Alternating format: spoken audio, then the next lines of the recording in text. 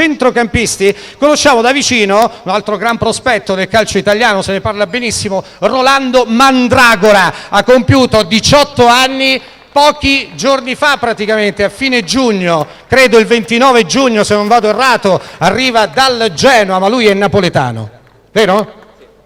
Beh, lo scorso anno 5 presenze, mi pare col Genoa in Serie A con Gasperini, l'esordio con la Juventus, hai fatto qualcosa di, insomma, hai fatto delle cose notevoli, soprattutto l'esordio, dicono le cronache. Così dicono, poi a parlare è sempre il campo. Ora sono a Pescara e penso a fare bene qui. Contento di questa destinazione, no? Sì, sì, sicuramente. Anche perché devi cominciare a giocare dall'inizio, da titolare. Questo lo decide il mister, non lo so. Certo.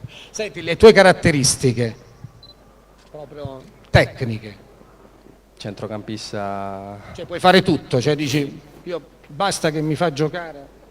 decide sempre il mister, poi Cioè, vediamo. puoi fare l'interno di cioè un centrocampo a 3 puoi fare l'interno, il metodista anche? Sì, anche il play. E in un centrocampo a 2 a maggior ragione puoi giocare pure, insomma. Sì, sì. E puoi giocare anche trequartista? Volendo sì. Quindi ci sono varie opzioni, Massimo, cioè praticamente È una cosa importante, no? una cosa importante. Nel calcio di oggi più ruoli si sanno fare meglio è. quindi non c'è bisogno di altri giocatori. Assolutamente no. Assolutamente no. Perfetto, grazie a Rolando Mandragora, classe 97, proveniente dal Genoa. Passiamo